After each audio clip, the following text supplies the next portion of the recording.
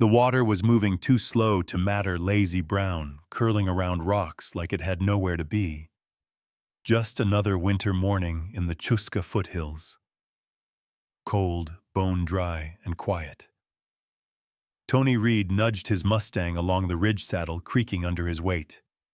His breath came out in a pale fog, catching in the crisp air before it vanished. All around him the land stretched open and unbothered the way it had always been.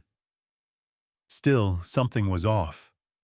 He tugged Thunder to a stop. Below Red Creek whispered over its frozen stones, dragging a line of frost-bitten leaves and broken twigs in its current. It looked normal. Almost too normal. But then he saw it something caught on a dead branch just above the bend. Not wood. Not a coyote carcass.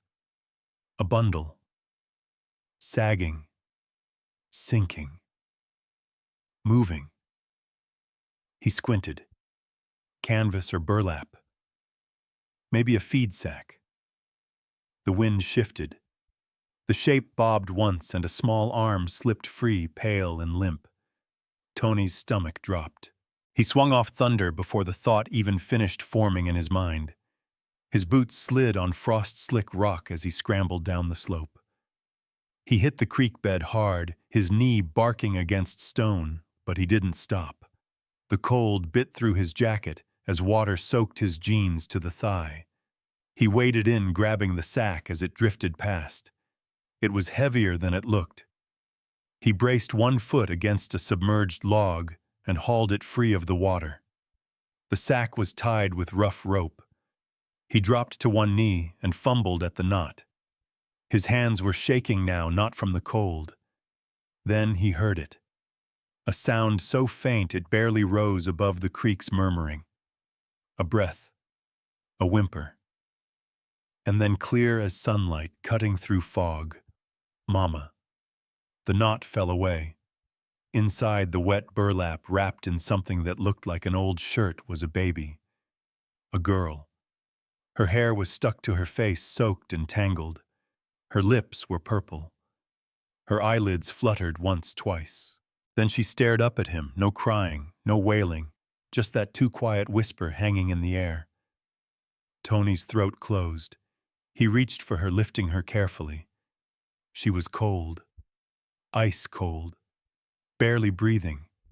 He pulled her against his chest and cradled her with both arms, holding her like she was made of glass.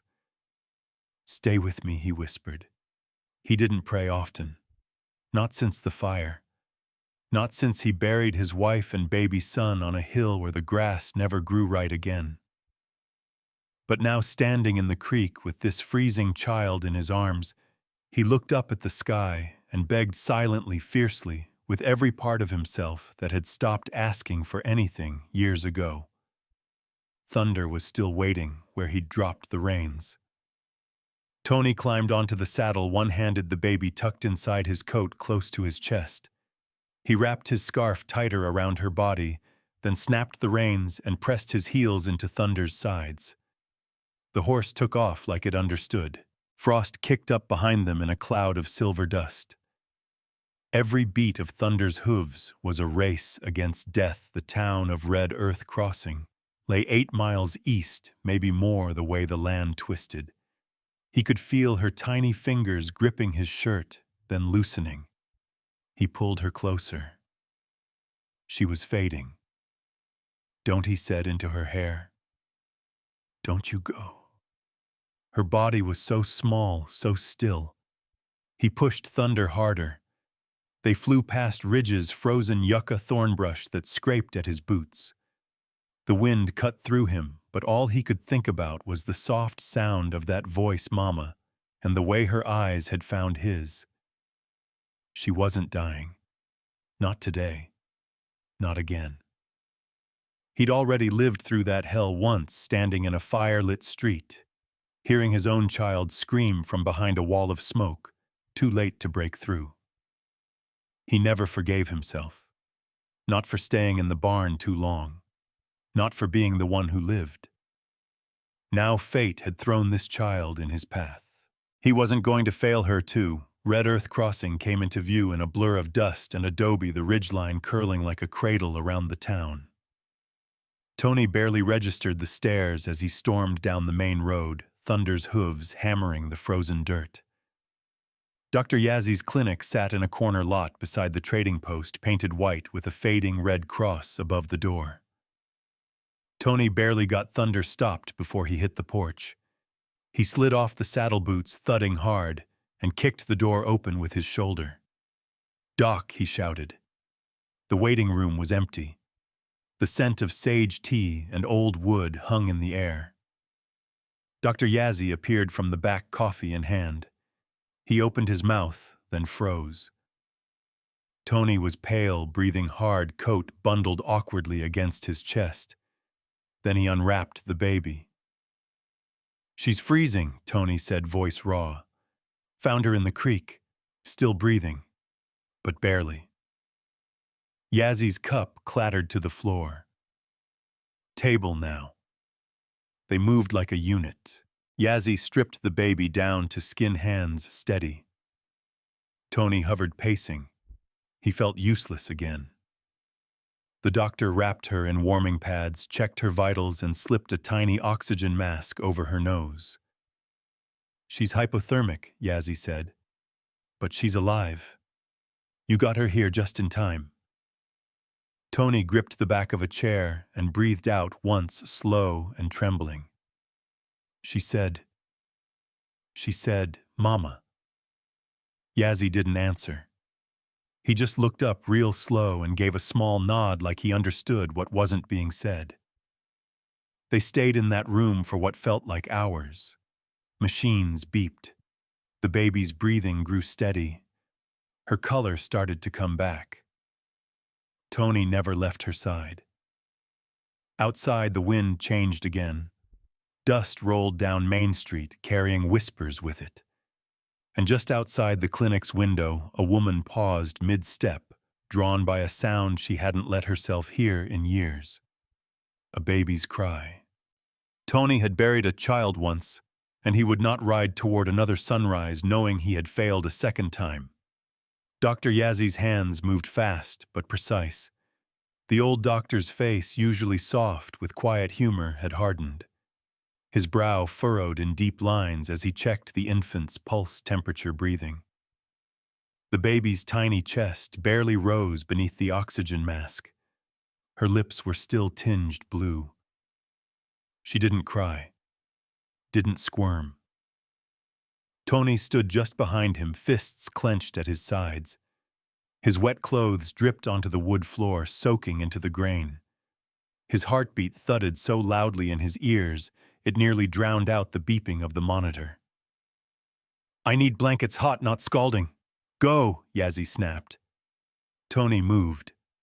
He burst into the back room, snatching 2 thermal pads from a shelf and throwing them into the microwave.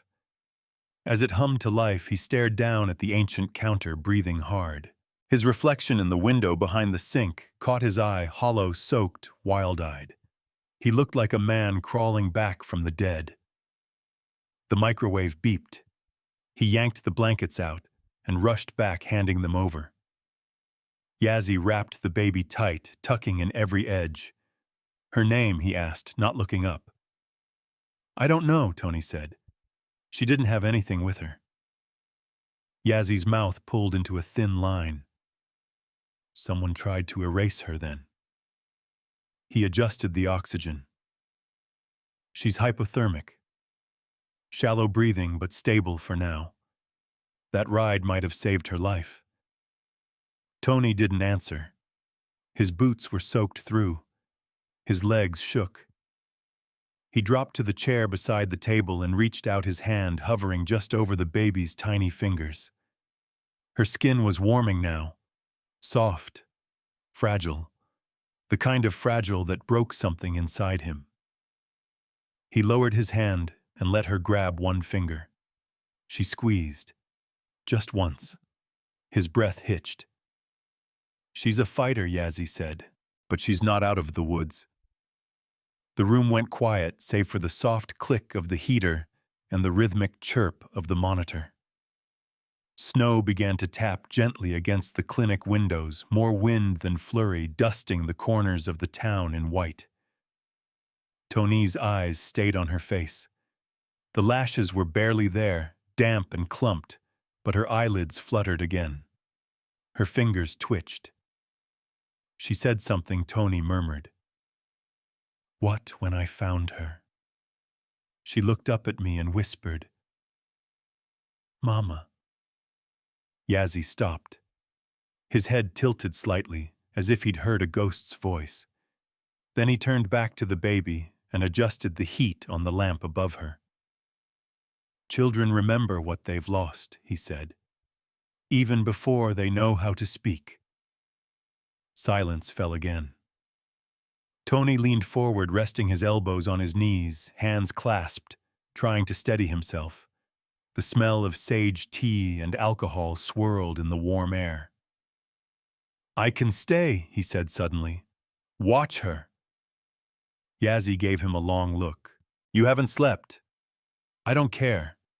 She'll need round-the-clock care feedings, temperature checks, hydration." "Then teach me," Tony said louder than he meant to. "I'm not leaving her." Yazzie's expression didn't soften, but he nodded. "Then stay." Time passed in long stretches. The afternoon light gave way to evening. No one else came through the clinic door. The snow eased. Tony stayed close, holding warm cloths against the baby's feet, whispering to her, like he was afraid his voice might startle her. Later, Yazzie brought him a mug of strong coffee and a faded sweatshirt from the back closet. Tony changed into it in silence. The baby stirred again as dusk settled. A soft, uncertain whimper left her mouth. Tony stood up quickly. "She's awake." Yazzie checked her vitals. A little stronger. "That's good." But the doctor's eyes flicked to the door. "Someone left her out there to die," he said. "We need to tell Sheriff Begay." "I know. They'll come looking if they realize she's alive." "Let them." "Are you ready for that?" "No," Tony said honestly. "But I'm not letting her go." Footsteps echoed outside, soft ones, careful. A knock at the door. Then it cracked open just a little. A woman peeked in, mid-30s. Wool coat pulled tight around her shoulders, a green scarf wound around her neck. Her dark hair was tucked back neatly, but her face was pale. "Sorry," she said. "I heard something. Crying." Dr. Yazzie stepped forward. "Leia." She stepped in. Her eyes scanned the room, found the table, found the child. Tony watched her freeze like the floor had opened beneath her. She didn't speak, didn't move closer. "She's okay," Yazzie said gently. "We're getting there." I wasn't trying to pry." Leia's voice faltered. "I was walking past. I thought I was imagining it. I didn't think anyone else." Her eyes flicked toward the baby again. Her breath caught. Her hand reached for the doorframe, steadying herself. Tony stood suddenly aware of the sweat clinging to his back. "She was in the creek," he said quietly, "tied in a sack, barely breathing." Leia's face twisted, not in disgust, but something deeper. Recognition. Pain. "I'm sorry," she whispered. "I shouldn't have come." Yazzie stopped her with a raised hand. "Can you stay?" She blinked. "What, I need someone." "She'll need more than me." "You've helped here before. You're good with children." "No." Leia took a half step back. "I can't." She calms when people talk to her. She knows voices. Leia looked to Tony, who nodded, not pushing. "I lost my daughter," she said suddenly, voice thin. 3 years ago. Fever. I haven't held a baby since. No one spoke. The monitor beeped again. A soft sound rose from the table. The baby. A whimper, then a shallow gasp. Leia's eyes filled. She stepped forward without meaning to. She reached out. Her hands hovered, then lowered. She touched the blanket. The baby twitched, then settled. Leia exhaled, slow and trembling. She stopped crying, Yazzie said softly. She's warm, Leia whispered. Not warm enough. I've been calling her baby, Tony said. But she needs a name. Leia looked down. She's been through water-cold silence, and she's still here. Her voice steadied. That's what we call her then. Astzon. Woman. Tony smiled, a slow thing. Hope. Leia didn't smile back, but her hand remained where it was, resting gently on the blanket just beside the baby's head. Outside, the wind kicked up again, brushing against the windows like breath. Inside, 3 people stood around the smallest one among them, breathing, waiting, holding on to a life that someone else had tried to throw away. In the corner of the clinic where the curtain had been drawn halfway open, a faint shadow shifted. Someone else had been watching. Leia Harper had sworn she would never hold another child, but grief does not always keep the promises we make to survive it. She hadn't meant to stay. She'd walked into that clinic thinking she would glance and offer help if it was needed, then disappear like she always did. But the moment she saw the baby barely breathing, wrapped in Tony Reed's worn coat, something inside her broke quietly and completely. Now it was nearly midnight, and she hadn't moved in over an hour. Thikabi Astzomo. Hope was swaddled in clean blankets, her color returning in slow degrees, her breathing shallow but steady. Leia sat beside the table, one hand resting gently on the corner of the baby's wrap, not touching her skin, just close enough to feel her presence. She didn't cry anymore. Tony paced in the corner of the room, too restless to sit. His wet clothes had been swapped for a spare clinic hoodie and a pair of scrubs Yazzie kept for emergencies. The fit was awkward on his broad frame, but he hadn't noticed. He paused every few steps to glance at Hope, checking her chest for movement, watching the rise and fall. Then back to pacing. You should sleep. Leia said, her voice low. So should you. I'm not tired. Neither was he. Dr. Yazzie had gone home an hour earlier after triple-checking Hope's vitals. He'd promised to return first thing in the morning and left them with instructions formula and a number to call if anything changed. He hadn't even questioned why Leia was still there. Maybe he knew not to. The room was warm now. The space heater hummed steadily, and the snow outside had stopped. A hush had settled over the whole town like a thick blanket smothering every sound, except the occasional distant bark of a dog or the soft creak of wood in the clinic walls. Leia looked at Tony as he rubbed the back of his neck. I didn't think I'd ever be in a room like this again, she said. Tony stopped moving. I stopped coming to the clinic after Leilani died. Couldn't even pass the door without remembering her eyes. Her fingers curled slightly. She was 6 months when the fever hit. 2 days later, she was gone. The worst part is I still dream about her crying, and when I wake up, it's too quiet. Tony sat on the opposite chair. I lost mine too, he said. 10 years ago. House fire. Took my wife, my boy. I couldn't even get through the door. Their eyes met in the dim light. I thought my heart burned up with them, he added. I thought mine turned to stone, she replied. Silence followed, neither heavy nor uncomfortable, more like recognition. Not of shared pain, but of surviving it, of dragging that pain behind them for so long they no longer remembered what it was like to walk without it. Hope stirred. Leia flinched. Her hand tightened on the edge of the blanket. "She's waking," Tony said. The baby whimpered, her mouth searching. Her fingers flexed and curled fists pressing toward her face. "She's hungry," Leia whispered. "She can't hold the bottle yet." Leia stood unsure for a moment, then slowly reached into the supply bin Dr. Yazzie had left behind. She mixed the powdered formula with warm water, tested it on her wrist, and carried it to the baby. Hope's eyes blinked open, cloudy with sleep, but aware. Leia hesitated.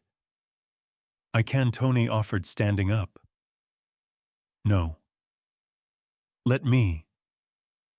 She lifted the baby gently, as if expecting her arms to give out. They didn't. Hope was so small, lighter than she remembered babies being. As she nestled into Leia's arms, something settled in her chest, something that hadn't stirred in years. Hope drank quietly, her eyes flicking open now and then drifting closed again. Leia rocked slightly on her heels without meaning to, the old rhythm coming back like a muscle memory she hadn't lost after all. "She knows you," Tony said softly.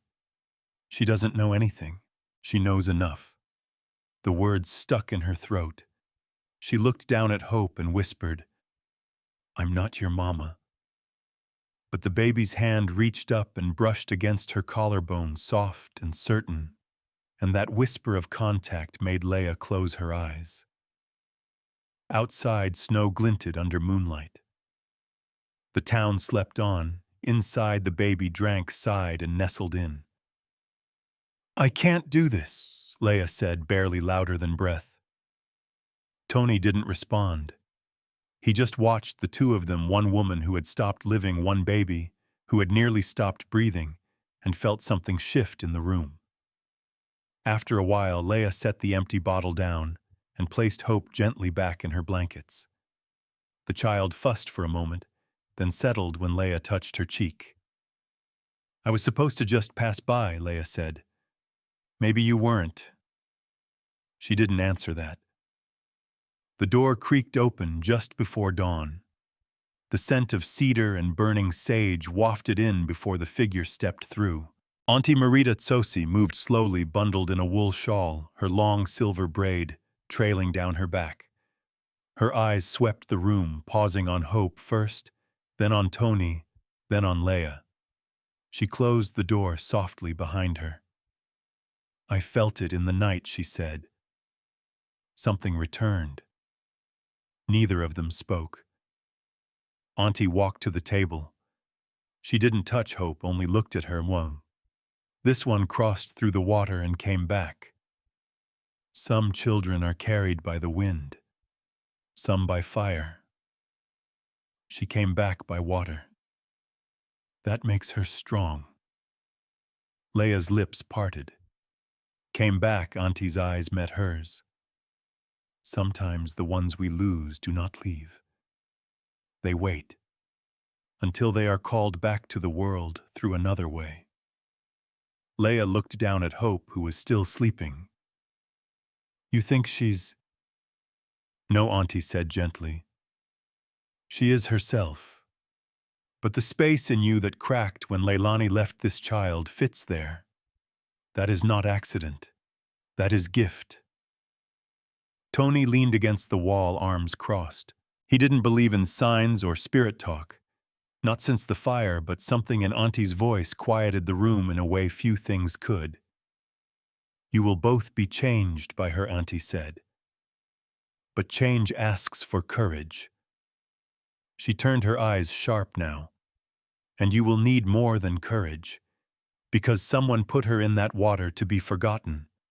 And people who do that do not like to be found out." Tony's jaw tensed. "Let them come." "No," Auntie said. "Let her grow strong first. Then you can fight." She stepped back outside into the snow, the door clicking shut behind her. Leia sat down, arms wrapped around herself. "Do you believe her?" she asked. "I don't know."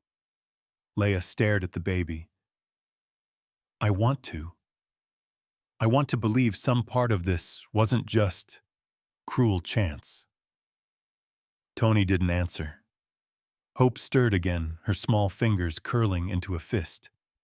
Leia reached down, and this time she didn't hesitate. She laid her palm gently on Hope's chest and left it there, feeling the tiny heart beating beneath her skin. Still alive. Still here. Still fighting.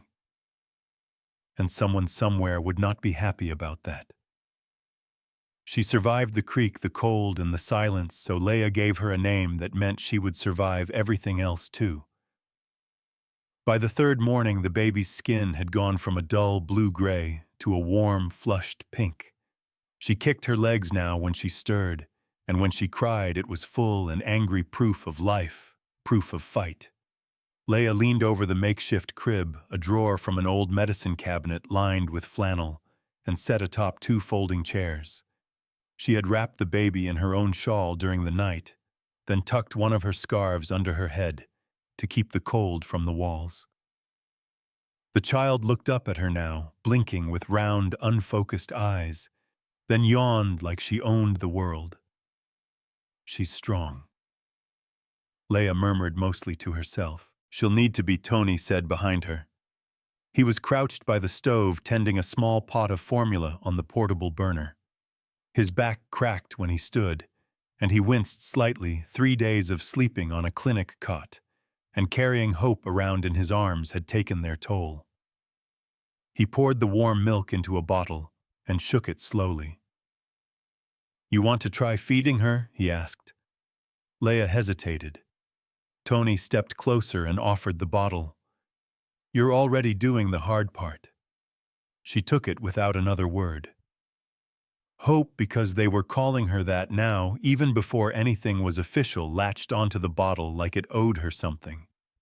Her small hands batted the air. Leia laughed, startled by the sound coming from her own mouth.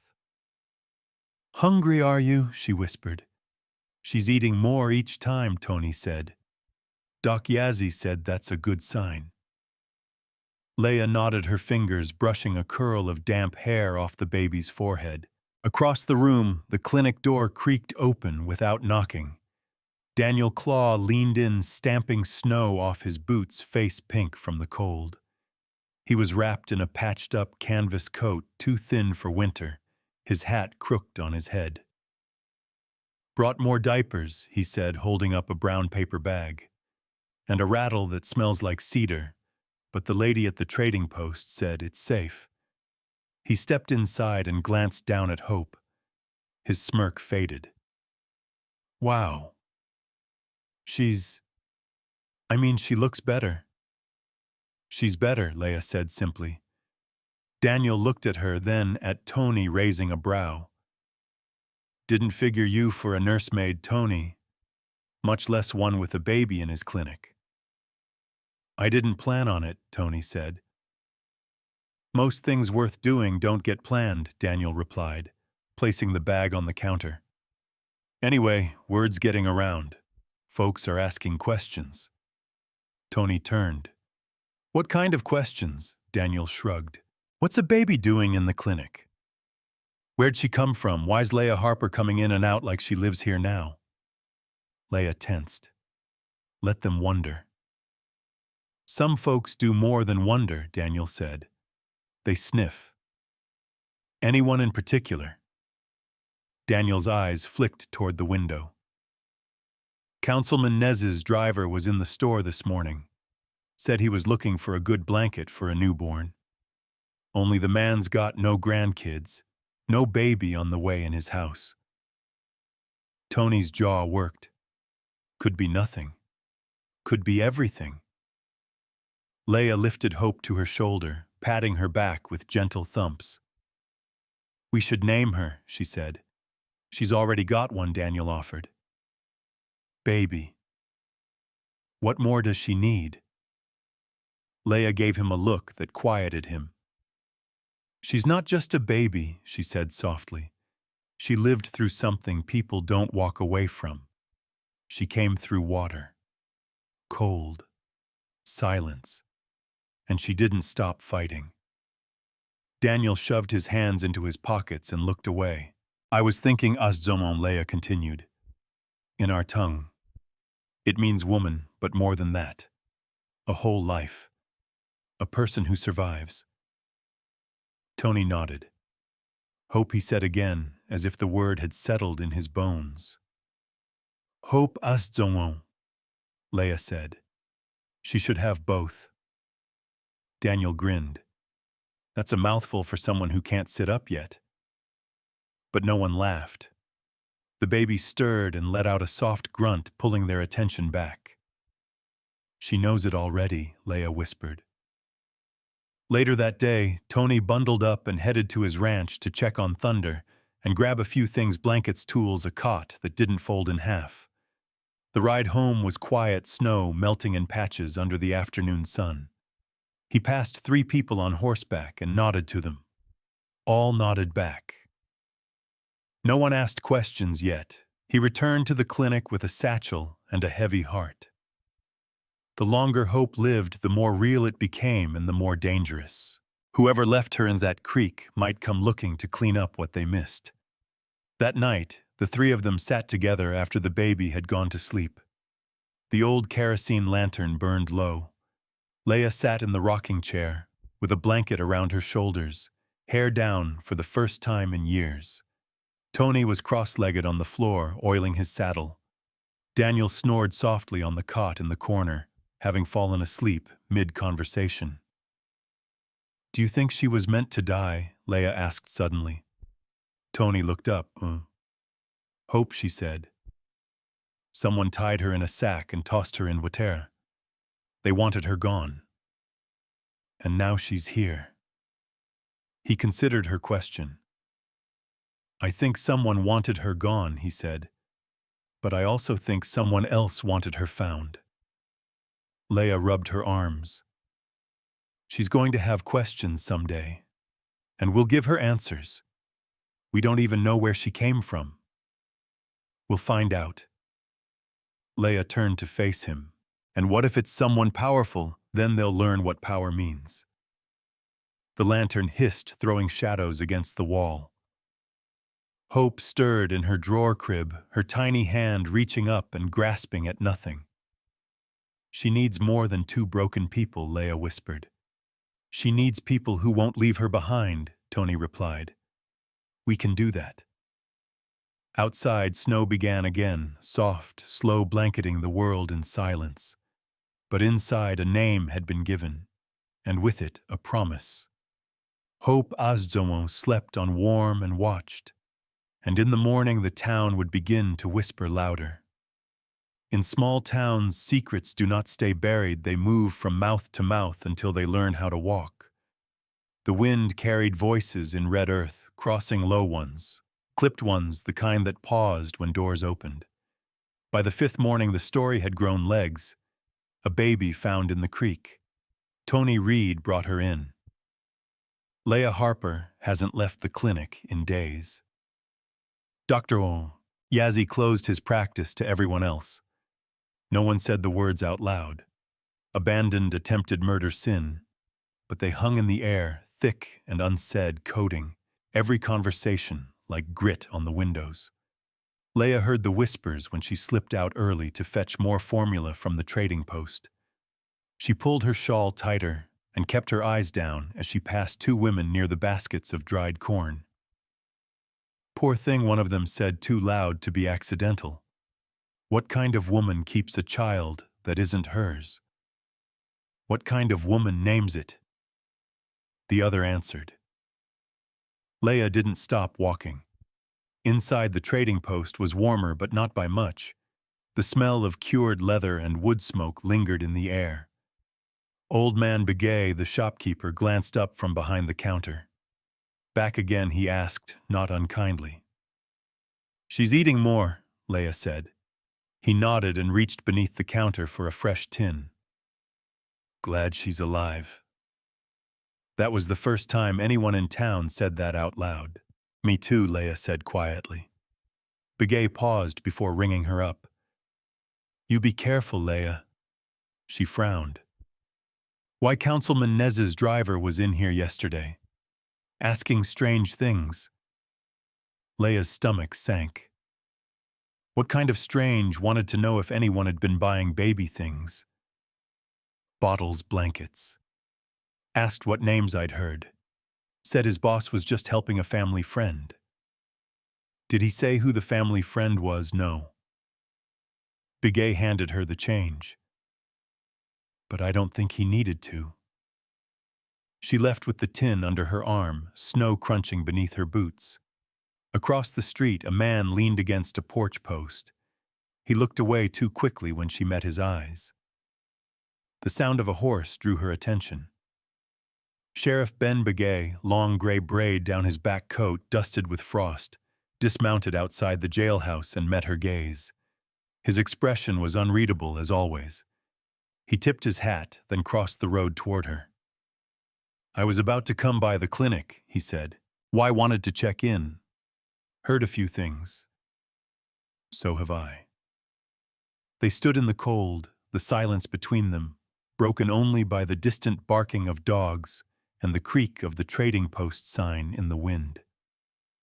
You want to talk inside? She asked. No, right here's fine. He glanced around. How is the baby? She's got a name now, Hope Astzon. The sheriff raised his eyebrows, but didn't question it. You Tony Yazi. Any of you know who she belongs to? No. Anybody come forward? No one that should. He nodded slowly, then lowered his voice. You need to be careful, Leia. Councilman Nez is asking around, without asking directly. His people are sniffing like hounds. Why? What does he want with her? I don't know. But I've worked around men like him long enough to know when a secret's starting to smell. Leia tightened her grip on the tin. What do you think we should do? Keep her safe. Keep yourselves safe. But be ready for someone to come knocking. She didn't speak for a long moment. Then she said, We're not giving her back to anyone who meant to kill her. I wouldn't expect you to. When she returned to the clinic, Tony was sitting on the floor beside the crib, a whittling knife in his hand and a small block of cedar in the other. He'd started carving something. A horse, maybe, or a dog. The beginnings of legs, the shape of a head. Hope babbled softly from her crib, gnawing on the edge of a blanket. She likes the sound of your knife, Leia said, setting the tin on the counter. She likes anything that means someone's close, he replied. Leia sat down across from him. Her cheeks were still pink from the cold. The sheriff came to talk. Tony didn't stop carving. I figured he would. Nez is poking around. Good. Maybe he'll trip on something sharp. She smiled despite herself. He's not doing it loud, she continued. He's sending people. Drivers. Friends. The kind who don't ask questions with words. Tawny set the cedar block down and met her eyes. Someone tried to erase this girl, and now they're worried she's still here. That means they're either scared of being found out or scared of what she knows.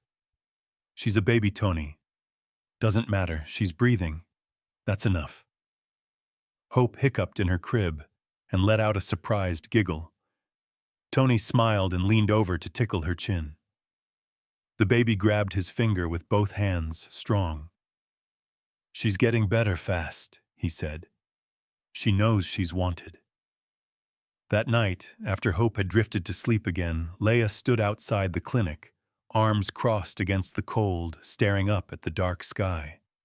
Stars blinked overhead like faraway fires. She felt movement behind her and turned. Auntie Marita stood there, wrapped in her long wool coat, her walking stick tapping softly against the porch. They've started asking, Leia said. I know. They'll want her back. They don't get to have her. Leia looked back toward the clinic window. Warm light glowed inside. I don't think I could survive losing another one, she whispered. Marita stepped beside her. Then you fight harder. You fight like your love is the only thing that can keep her alive. Leia's jaw clenched. You're not alone this time, Marita added. You have Tony, and the baby, and me. And if that's not enough, then we ask for more. A wind kicked up through the trees, rattling the clinic's porch sign. Something about it sent a chill deeper than the snow ever could. Leia stared into the dark and didn't flinch. We need the truth, she said. Not whispers, not guesses.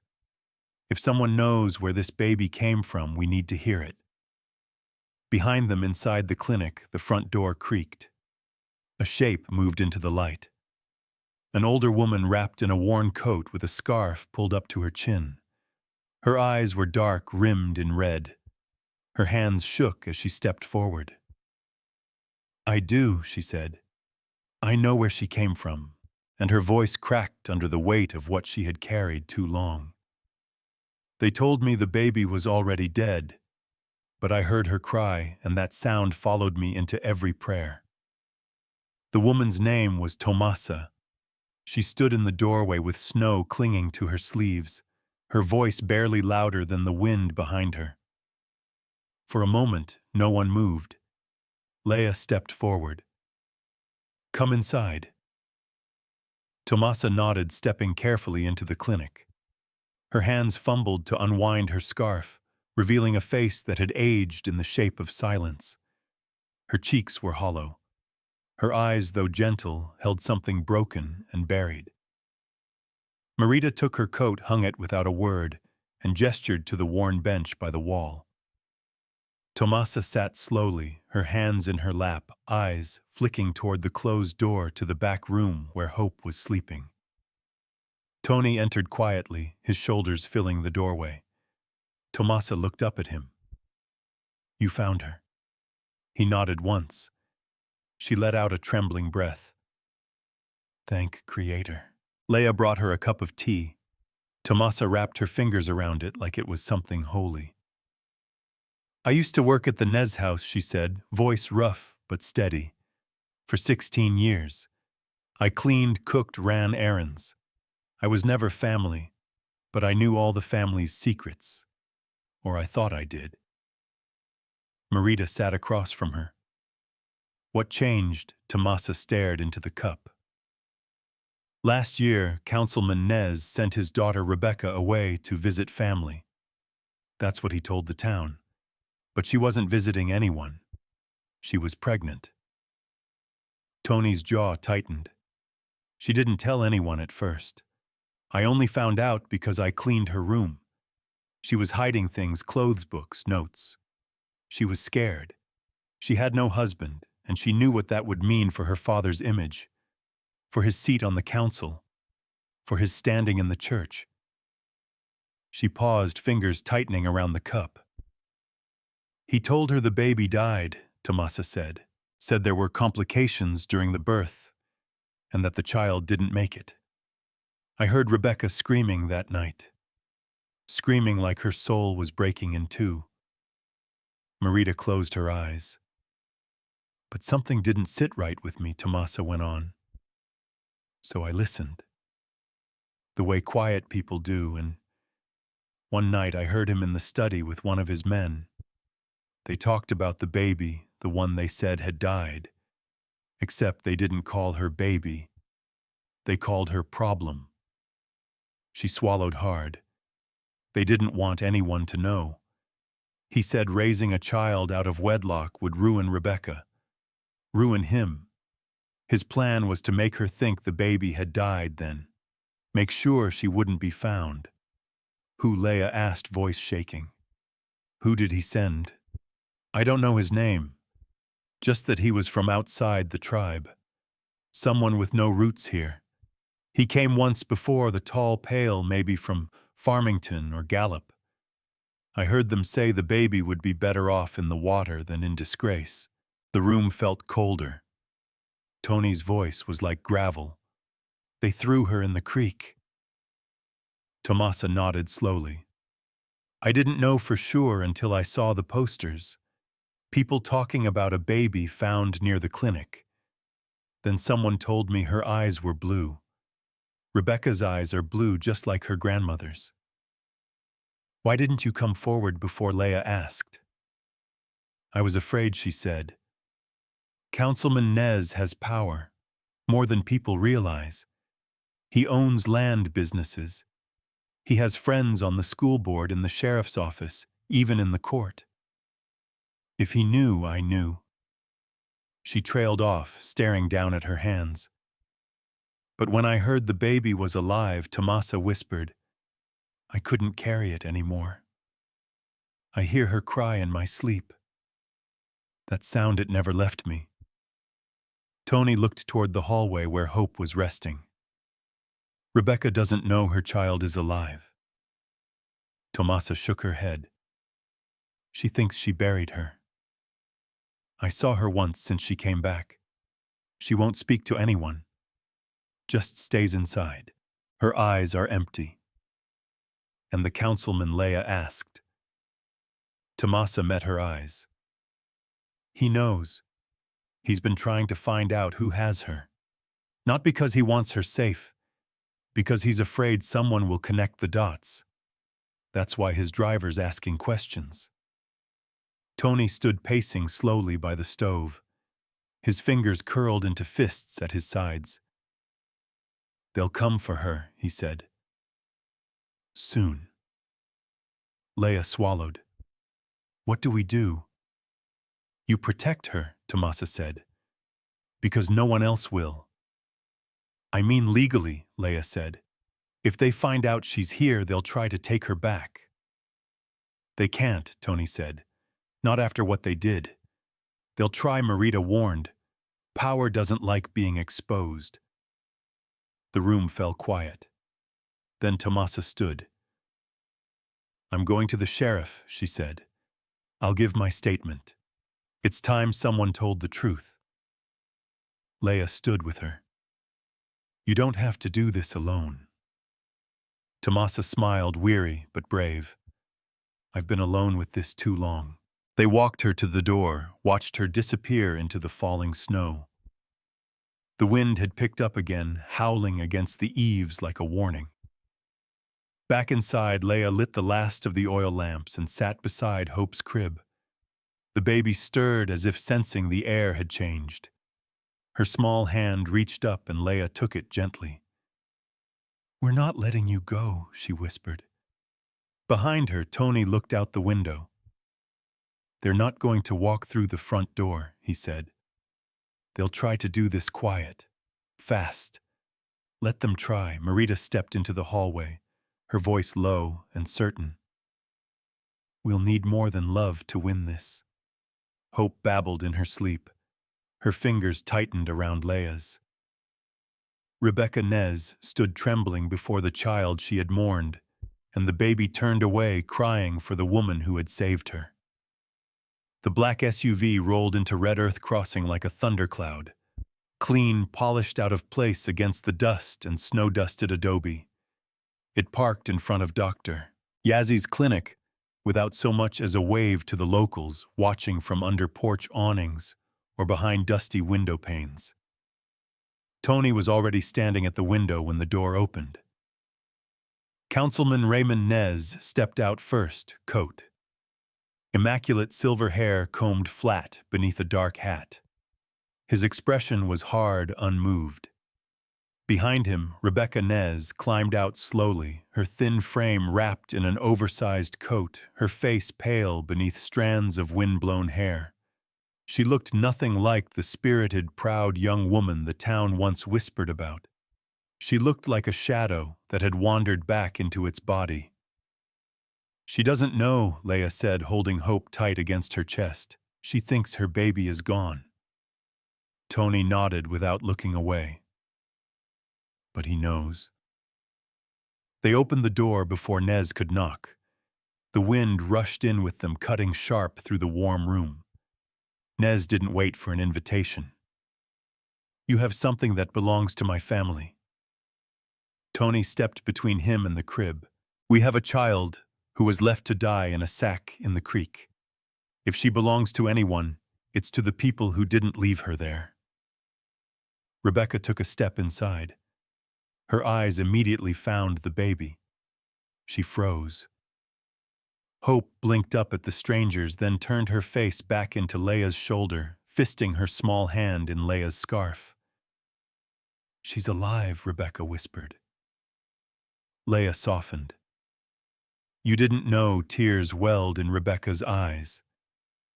They told me she didn't make it. My father, he said there were complications, that I'd been too weak to carry her to term." Her voice broke. "I buried an empty box, I thought." Nez interrupted. "We don't need to rehash family grief in front of the whole town. We've come to take the child home." "She is home," Leia said, arms tightening around Hope. Rebecca stepped forward again. "Please, can I hold her?" Leia hesitated. Hope had begun to squirm, a small nervous sound building in her chest. Tony looked at Leia, then gave a small nod. She shifted Hope gently into Rebecca's arms. At first, Hope just blinked. Then her face scrunched. She let out a cry, not a hungry cry, not a tired one, but a panicked wail that pierced the room. Her arms flailed, her body stiffened. Rebecca tried to bounce her, gently whispering nonsense, but the baby shoved away, screaming, now tears running down her cheeks. "Mama," she sobbed, reaching for Leia. Rebecca froze. Mama Hope cried again, her little hands grasping at the air, her whole body twisting toward Leia. Leia reached out and pulled her close again. The baby buried her face in Leia's neck, hiccuping sobs, shaking her body. Tony didn't speak. Rebecca stood still, arms empty, hands shaking. "She doesn't know me," she whispered. "My own baby doesn't know me." Nez's voice was steel. "That's expected. She's been with strangers for too long. She'll adapt once she's in a proper environment." "She's not going anywhere," Tony said. Nez stepped forward. "You're not her kin. We're the ones who saved her life. She is my granddaughter. You tried to kill her." Silence exploded in the room. Rebecca's head snapped toward her father. What Nez didn't flinch. "Enough emotion. This is a matter for the court now. I've already spoken to Judge Padilla. We'll petition for full custody immediately." "She was in a sack," Tony said, voice low and deadly. "Thrown in a freezing creek. I pulled her out with her lips blue and her breath gone. Don't talk to me about custody." Nez's face turned red. "Do you know who you're speaking to?" "Do you know who you're threatening?" Tony growled. Rebecca stepped back. "Is it true?" Her father turned, recovering quickly. "I did what had to be done. You were 19. You would have been ruined. That child would have destroyed our name." Rebecca's hands rose to her mouth. "You told me she was gone. I spared you. You lied. I saved you." Tony stepped closer. "You nearly damned her." Nez turned to leave. "We'll settle this properly.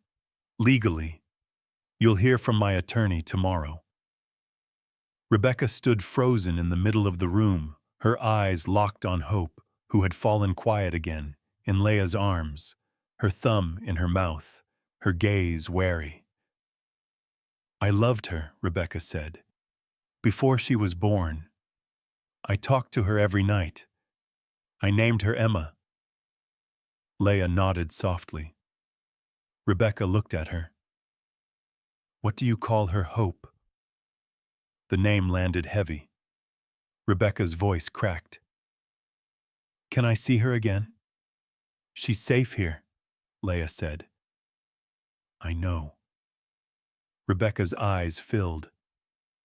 "I want her to stay safe." Nez's voice snapped from the door. "Rebecca, we're done here." She turned slowly and walked back to the SUV. But at the threshold, she turned again. "I didn't know," she said to no one in particular, her eyes pleading. "I didn't know what he was doing. I swear." Tony nodded once. "We believe you." The SUV roared away down the road, kicking up snow and dirt. Leia sat heavily in the rocking chair, hope curled against her. "She was shaking," she said. "She still is," Marita added from the corner, appearing like she'd been there the whole time. Leia looked down at the baby. "She's not just afraid of strangers. She remembers." "They always do," Marita said. Tony went to the window and watched the SUV disappear into the pines. "He's coming for her," he said. Marita joined him. "Then we'll be ready." The light outside was fading. The day had darkened fast, like a storm gathering in the distance. And as Hope drifted off again in Leia's arms, thumb still in her mouth, the silence returned. But this time it didn't feel peaceful. It felt like breath being held, like something waiting to strike. They all felt it. What came next would be the fight of their lives. "This is not just a fight for a child," Auntie Marita said. "It is a fight for who gets to name love." The courthouse sat low against the hills, a square of worn sandstone and cedar nestled between dry piñon trees. It didn't look like much from the outside, but inside it carried the weight of every land dispute custody battle and quiet power play Red Earth Crossing had ever seen. It would see another soon. The day after Nez left the clinic, the notice arrived, an official summons signed by Judge Padilla himself. Custody hearing set for Friday. 3 days. 3 days to prove Hope belonged with Tony and Leia.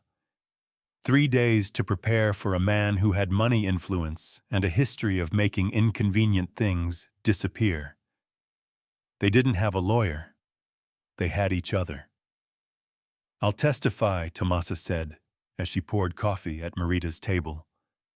Her hands were steadier now, her eyes clearer. "I'll tell them everything." "You'll be cross-examined," Marita warned. "They'll twist your words." Tomasa set the pot down with a firm thud. "Let them try. I won't sit silent while he lies again." Sheriff Begay nodded. "I've already logged her statement. It's solid. If the judge listens with his heart instead of his title, you have a chance." Tony sat at the window sharpening his old pocket knife, not because he needed to, but because it kept his hands from shaking. "She doesn't understand what's happening," he said. "She just knows when we're nervous." Leia held Hope in her lap, gently braiding the tiny wisps of her soft hair. "She won't have to understand," Leia whispered.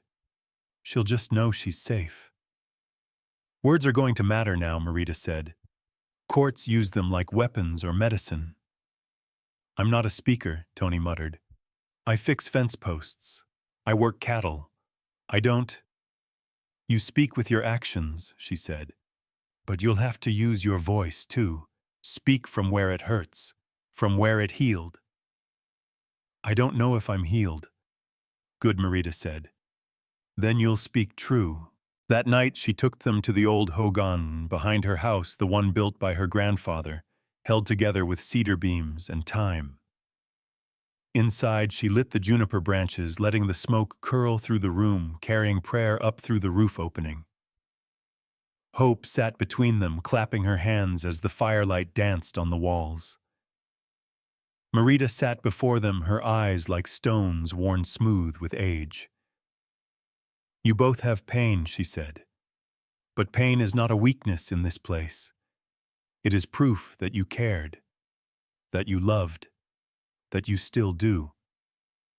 They listened as she moved around the room, sprinkling cedar ash in each corner, whispering prayers in Dine Bizad. "We ask the spirits to witness this love," she said.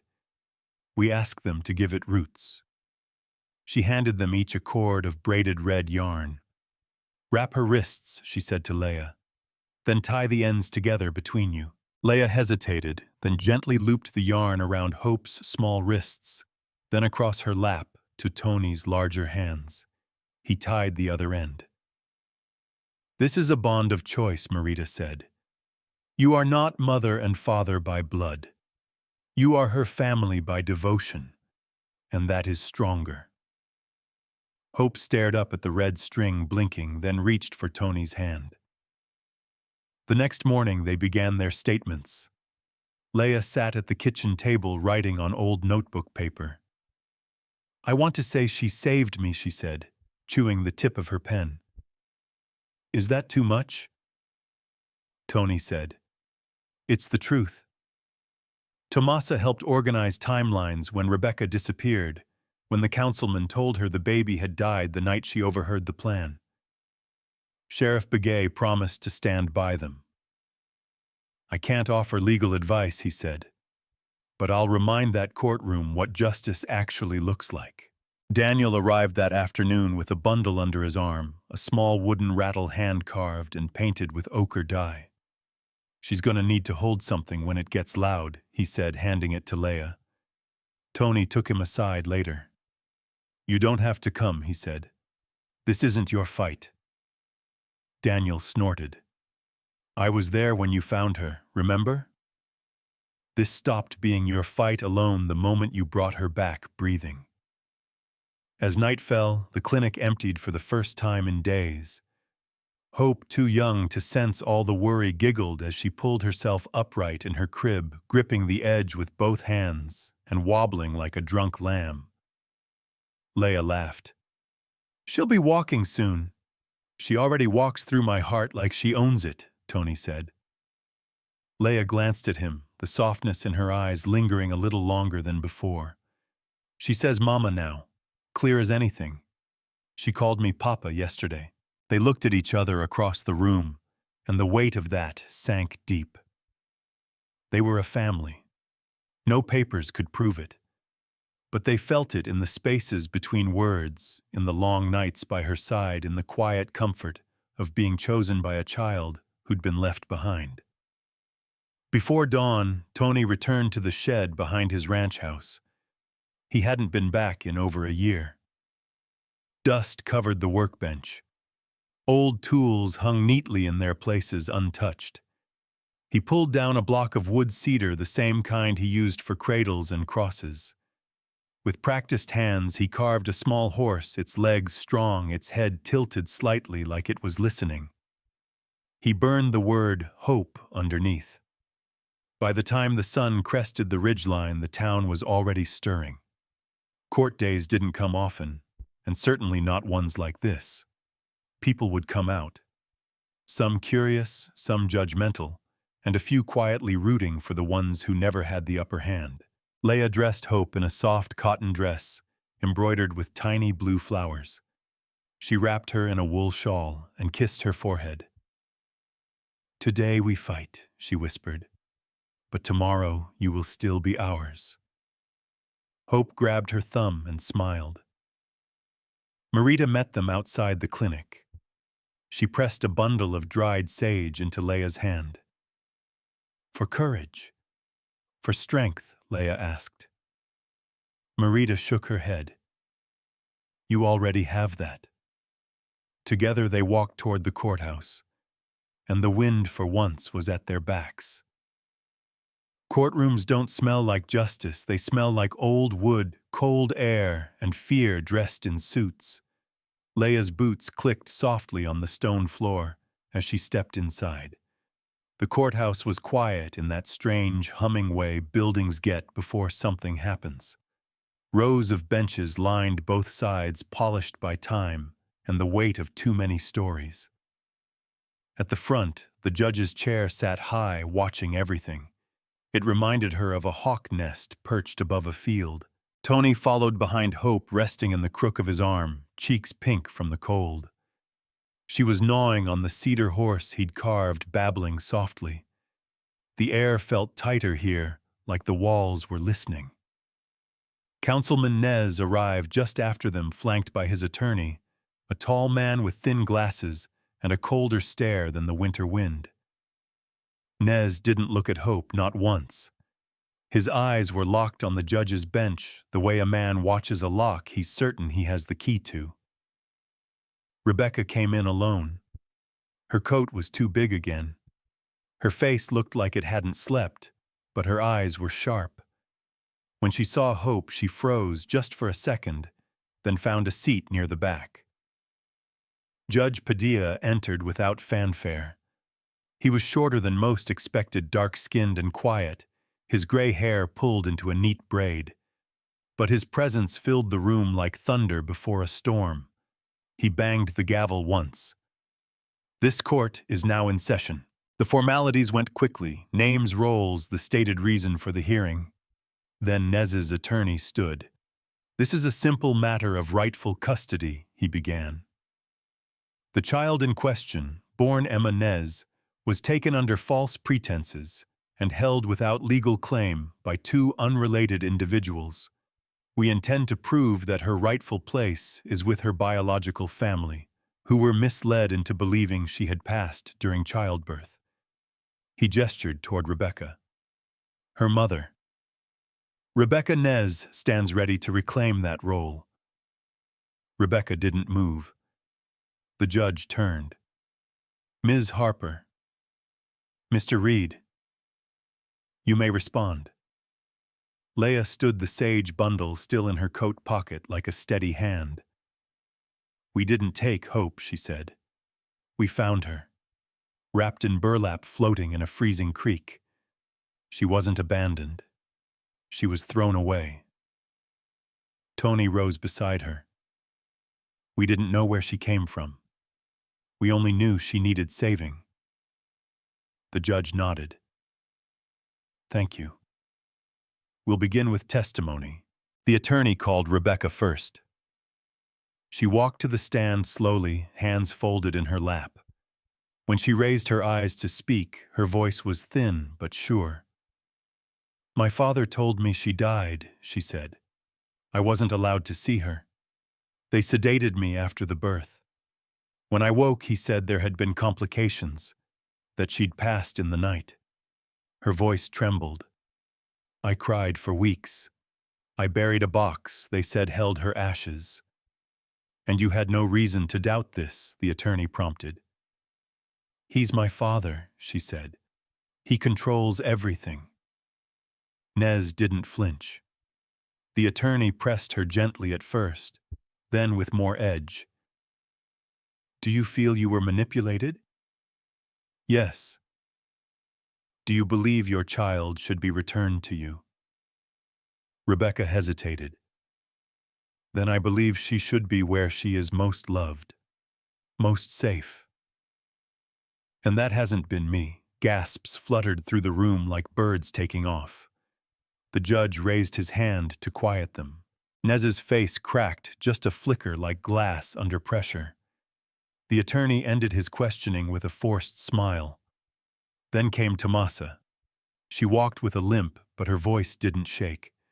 She told them everything, what she heard, what she saw, how she knew.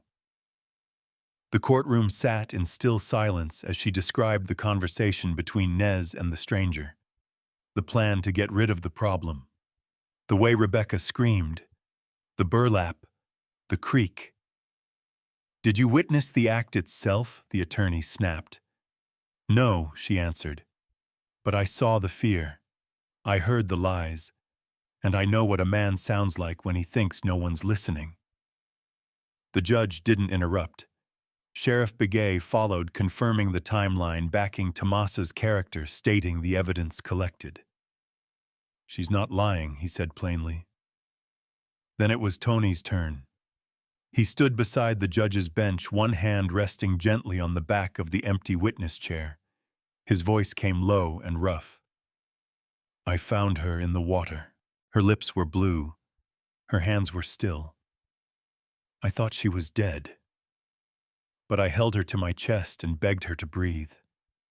He paused, and she did.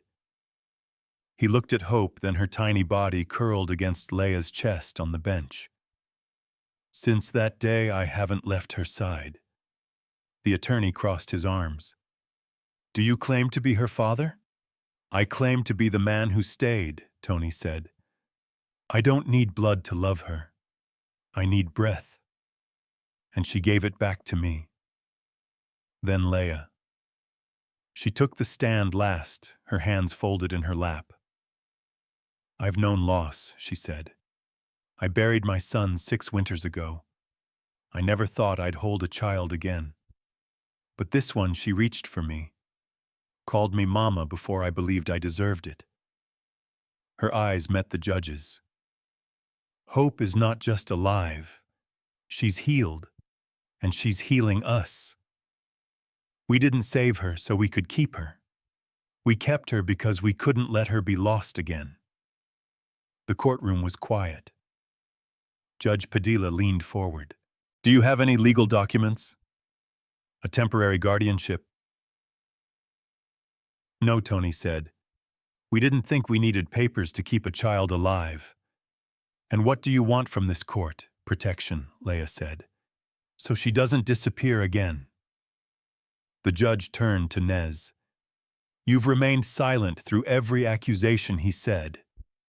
Do you wish to respond? Nez stood slowly. Everything I did to protect my daughter. I admit I made mistakes. But family belongs with family.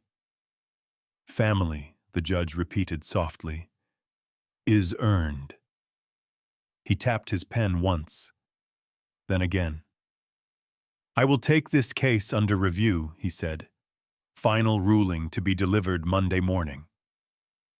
Gasps filled the room. Nez spun toward his lawyer, whispering sharply. Leah gripped Tony's hand. Hope stirred, then settled back against her. Rebecca stood alone in the back, watching them, her face unreadable. As they stepped out into the cold, a flake of snow drifted past Leah's cheek. She still has a name, Tony said, as if reminding himself. Hope. Leah nodded. We just gave her a place to grow into it. The sky above them was gray, waiting. The whole town, it seemed, was waiting with it. Some people fear judgment from a bench, but the truest judgment comes from the mirror before dawn, when there's no one left to lie to. The wind snapped against the windows of the clinic as night fell colder than it had been all month. Inside, the stove glowed steady, casting long shadows across the floor.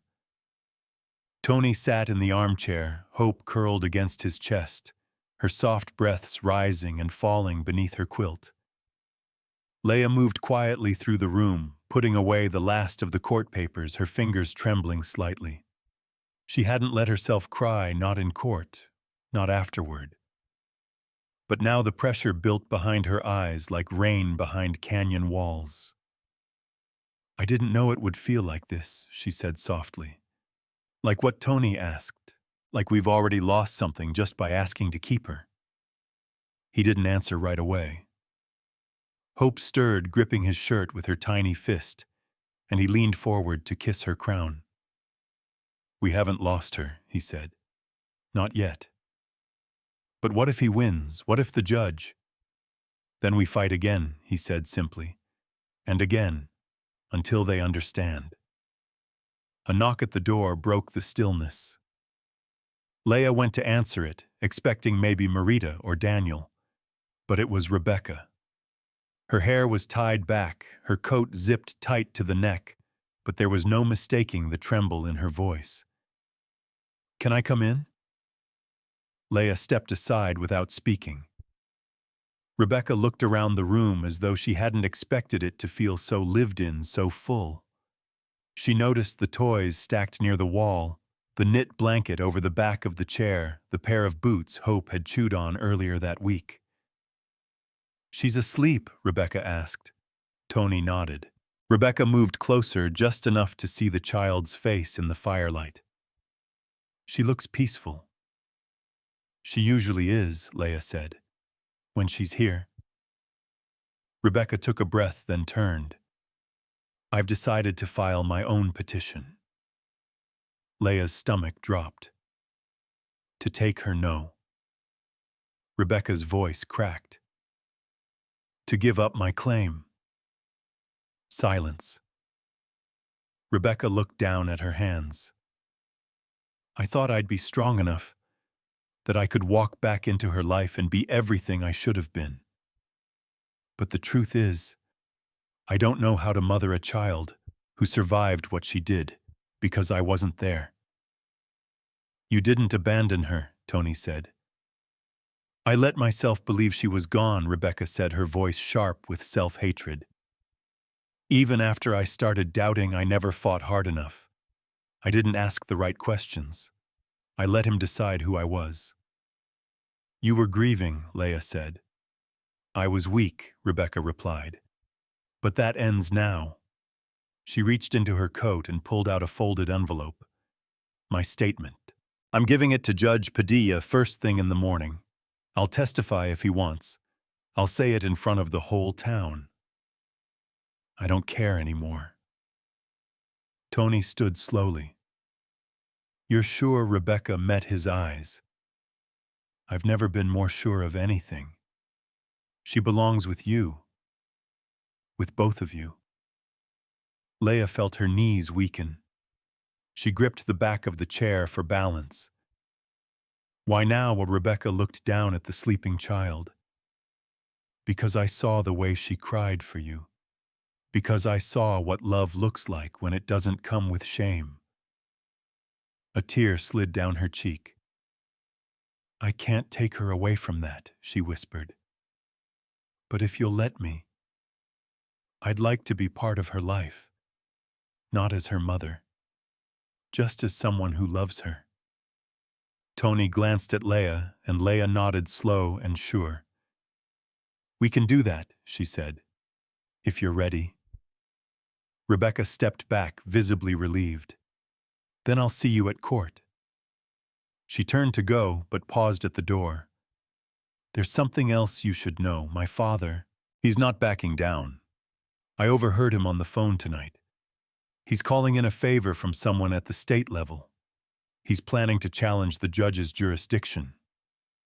On what grounds? Tony asked. He'll claim the tribe can't decide a case involving a non-enrolled infant born to a mixed-status mother. He's using my own blood against me. Leah's jaw clenched. He'll lose. Maybe Rebecca said. But not if no one sees it coming.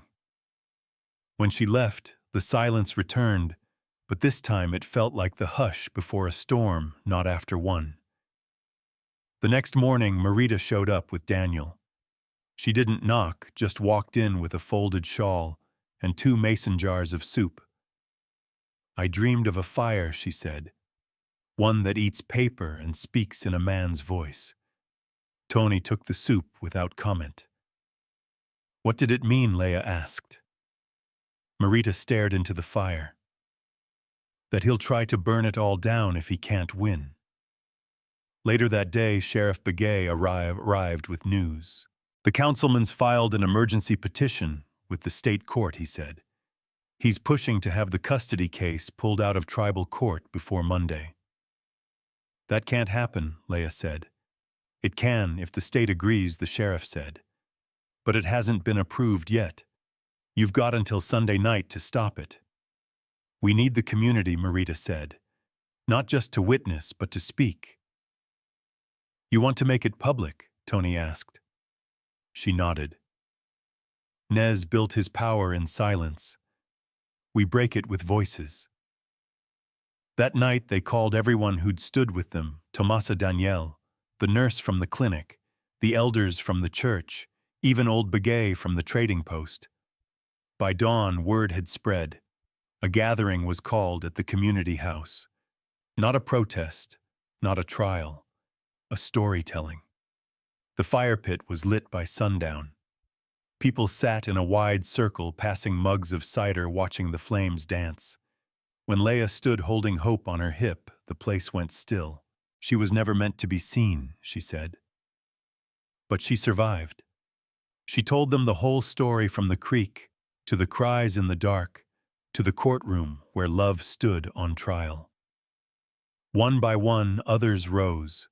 Tomasa, Marita, Daniel, each speaking truth like offerings laid on sacred ground. And when Rebecca stood for the first time since it all began, her voice did not shake. "My daughter lives because someone else chose to love her," she said. "Now I choose to stand with them." As the night deepened, the crowd didn't scatter. They stayed wrapped in blankets and silence, bound together by the story they'd all chosen to carry. The judge would have to hear it, because by then the whole town already had. They thought the courtroom would decide her fate, but it was the people who did long before the gavel fell. The sky over Red Earth Crossing burned soft orange as the sun crept above the canyon ridge. In the small homes dotting the mesa, stovetops clicked on and blankets were folded back. But at the old courthouse, a line had already begun to form. First came Marita, bundled in a wool shawl, with eagle feathers tucked at her collar. Then Daniel, his truck parked crooked near the side steps. Tomasa arrived next, arm-linked with one of her nieces. Word had spread from the fire circle to the post office, the schoolhouse, the barber shop. By dawn, nearly the whole town stood waiting, quiet, steady, unshaken. Inside, Leia smoothed the hem of her skirt, while Hope tugged at the buttons of her coat. Tony paced by the courtroom door, his boots scuffing the floor, as if trying to wear a path straight through. "She's going to be tired soon," Leia said, shifting Hope to her other hip. "I should have brought her rabbit." "She doesn't need it," Tony murmured. "She's got us." Judge Padilla entered just before 8. He stopped at the doors, taking in the gathered crowd with raised brows, but he didn't turn them away. "They're not witnesses," he said to the bailiff. "They're why we're here." The courtroom filled shoulder to shoulder. No suits, no ties, just neighbors, elders, farmers, ranchers, students' faces that had watched hope grow from a whisper in the dark to a child whose laughter now echoed in the halls. Councilman Nez arrived alone. His attorney was not with him. No phone call, no motion filed, just silence. He walked in slowly, looking thinner than usual, eyes darting, as he realized the crowd was not on his side. He passed Rebecca, who didn't even glance at him. Her coat was neatly pressed, her hair pulled back, and in her lap sat a printed copy of her signed affidavit. She wasn't trembling anymore. Judge Padilla took his seat, adjusted his glasses, and let the quiet linger until it became something sacred. "I've reviewed all testimony, written statements, and supplemental evidence," he began, "and I've considered the attempted jurisdictional motion filed by the plaintiff last night." Nez shifted in his chair. "I received that motion just after midnight," the judge continued. "It's been dismissed on the grounds that this court maintains tribal jurisdiction over any child abandoned on tribal lands, regardless of biological enrollment. The child was left here. She was found here, and her future will be decided here." Nez's mouth tightened, but he said nothing. The judge's eyes moved across the room. "This case is not simply about biology. It is about guardianship, about care, safety, and love. It is about the difference between a bloodline and a lifeline." Leia gripped Tony's hand. Hope had dozed off, cheek resting against Leia's collarbone. "I have heard voices that don't usually speak," the judge said. "I've heard truths that too often go unspoken. And I've watched a town gather around a child they did not birth but have chosen to protect. That tells me more than any statute." He looked to Leia and Tony. "Do you intend to continue raising this child as your own?" "Yes," they said in unison. "And are you prepared to pursue legal adoption if granted permanent custody?" "Yes," Tony said again. Judge Padilla nodded slowly, then turned to Rebecca. "Ms. Nez, as the biological mother, do you voluntarily relinquish parental rights under the understanding that you may still be part of this child's life by invitation?" Rebecca stood. "I do." Her voice didn't break. The judge looked down, wrote something with deliberate care, then set his pen aside. Then this court rules as follows. Full guardianship is hereby granted to Ms. Leah Harper and Mr. Tony Reed. This child shall remain in their care permanently, with all rights protected under tribal and state law. This court recognizes them as her family. The room held its breath. Then came the sound of a single sob, Tomasa hands covering her mouth. It was followed by a ripple of soft weeping murmurs, sighs. Hope stirred, woken by the shift in the air. She blinked at the light, yawned, and reached for Tony's beard with a sleepy smile. He laughed. The judge leaned forward, his voice lowering. This case is closed, but this story is not. The child's name is not just Hope, it's also a question. Hope for what? Hope from where? That answer now lives with all of you. He stood, gathered his papers, and left the bench with no more fanfare than he had entered. The room exhaled. People stood hugging quietly. Marita pressed her hand to her heart, then made her way down the aisle toward Leah and Tony. "You did it," she said. "No," Leah said. "We didn't do it alone." Rebecca came next. She stood in front of them, silent for a long moment. "I don't know what comes next," she said. "But if she ever asks who I was..." "We'll tell her you were brave," Leah said. Hope reached out toward Rebecca. The woman hesitated, then let the baby wrap a small hand around her finger. "She doesn't cry when I touch her now," Rebecca said with a soft smile. "She knows you're not afraid of her anymore," Tony said. Nez walked past them without a word. Not one soul in the room followed him out. Outside, the winter sun had turned silver. It caught on every rooftop, every patch of frost-glazed dirt. People poured out of the courthouse like water from a cracked jar, quietly, steadily returning home with something heavier and better than they'd come in with. Leah looked down at Hope, who clapped her hands as the wind tugged at her curls. "She's free now," she whispered. "No," Marita corrected gently. "She always was. We're just finally living in the truth of it."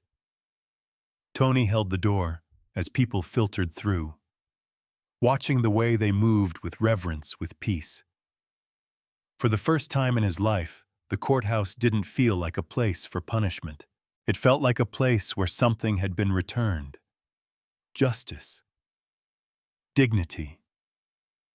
A child's future. They walked down the courthouse steps, the sound of boots and soft laughter behind them. As they reached the road, Hope stretched her arms wide. "Mama," she said. Then she turned to Tony, a sleepy smile forming. "Papa." He froze. Leah did too. Hope looked between them like it was the most natural thing in the world. And maybe now, it finally was. Sometimes the world doesn't need a hero in boots and a badge, just a child's laughter echoing through the kitchen at sunrise. The kettle on the old gas stove hissed like a whisper through the morning. Pale light pushed through the curtains of the clinic kitchen, catching on the motes of dust that spun lazily through the air. The storm that had hovered over Red Earth Crossing for weeks had finally blown itself out. Not with thunder or lightning, but with truth. Hope sat at the table, one foot swinging, her cheeks smeared with blackberry jam. She was humming a nonsense tune under her breath, stringing together words she barely understood. Every few seconds, she'd tap her spoon on the wooden table and say something to herself in toddler logic, like she was narrating a very serious story only she could hear. Leah sipped her tea across from her, watching with quiet amusement. There were lines under her eyes, the kind carved by worry and long nights, but her mouth rested in a soft, unguarded smile. "She thinks she's running the town," she said, without looking up. "She is," Tony replied from the hallway. "She just lets us pretend otherwise." He stepped in his shirt sleeves rolled to the elbows, cedar dust still clinging to the hair on his forearms. He carried a small stool he'd just finished sanding. Hope squealed when she saw it. For me, for you. She scrambled down from the chair arms out like wings and flopped onto it proudly. Her feet didn't touch the floor, but she thumped them anyway, like she was declaring ownership. She's going to drag that everywhere, Leia said. Let her, Tony replied. Let her leave marks. This house belongs to her now, too. The kitchen smelled like coffee and ashwood and something baking. Marita had left early that morning, but not before slipping a loaf of blue cornbread into the oven, with a note for the ones who stayed. The town had shifted too. At the clinic, folks didn't just come for stitches and cough syrup anymore. They came to check on Hope. Some brought food. Others dropped off books. One old rancher brought a lamb's wool blanket and left it without saying a word. Sheriff Begay stopped by with Daniel around mid-morning, hats in hand. Neither man needed anything, just an excuse to linger. We're throwing a gathering at the hall next week, the sheriff said. No speeches, just food and music. You two should come. Leia raised a brow. We don't usually get invited to things. You do now, Daniel said. You're not just folks who did a good thing. You're the kind of folks people want to see more of. Tony leaned against the counter, folding his arms. I didn't do it to make friends. You didn't have to, Daniel said. But you did anyway. Hope wandered up and tugged at Daniel's pant leg. He crouched and she handed him a small toy horse, its paint faded, one ear chipped. For me, he asked. She nodded solemnly. I'll keep it safe, he said, slipping it into his jacket pocket like it was treasure. After they left, Leia stood at the sink staring out at the hills where the wind moved in long, slow waves across the grass. I can't remember the last time I felt this quiet inside, she said. Tony didn't speak. He just stood behind her, wrapping his arms around her waist, resting his chin on her shoulder. Hope played nearby, stacking blocks into impossible towers and knocking them down with theatrical gasps. There's a kind of silence that used to scare me, Leia said. After I lost Eli, I hated how quiet everything was, like the whole world had stopped breathing. This is a different silence. Yeah, she whispered. This one feels full. They spent the rest of the day at home. No hearings, no visitors, no tension.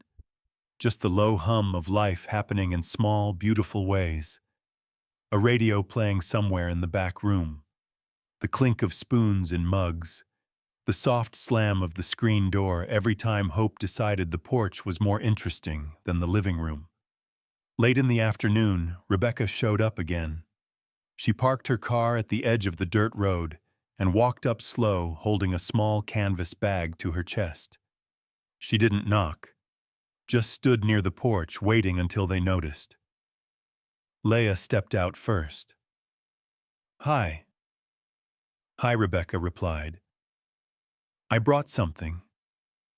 Hope toddled to the door, catching sight of her and wowed. Becca, Rebecca smiled at the sound of her name. She remembers. She never forgot. Rebecca reached into the bag and pulled out a photograph. It was old and sun-faded Rebecca, as a girl maybe 9, sitting on a mule beside her mother, both smiling wide. Behind them, red cliffs and a sagging fence. She deserves to know her roots when she's ready, Rebecca said. Where she comes from, the good parts. Leia took the photo. Thank you.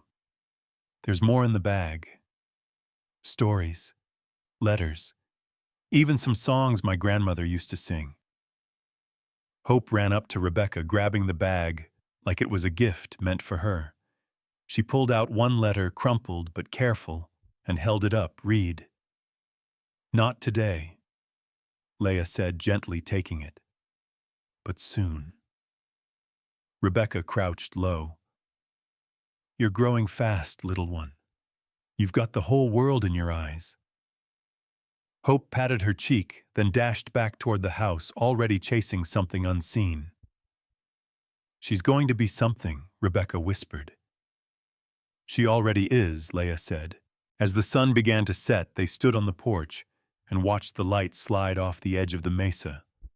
Coyotes barked somewhere in the distance. A hawk cut a wide arc over the ridge. She's got the strength of everyone who fought for her, Tony said, and none of the weight. That's what love does, Rebecca said. It keeps what's good and leaves behind what broke. She didn't stay long. But when she left, she looked lighter than she had in years. Inside the house glowed with twilight. Hope was already in her pajamas, holding her cedar horse, babbling to it, like it could understand every word. Leia rocked her, gently humming one of the songs from Rebecca's letter. Hope's eyes fluttered, then closed. Tony dimmed the light. I keep thinking he said about that night, when I found her. What if I hadn't walked that way? What if I'd missed her? You didn't. But I could have. Leia looked down at the sleeping girl in her arms, and we'd never know what we lost. He reached over, brushing Hope's hair from her forehead. But we didn't, he said. We didn't lose her. No, Leia whispered. We found each other. The wind outside had calmed. The house was still, and in that stillness, a quiet kind of joy settled over them, not loud or wild, but rooted, like home.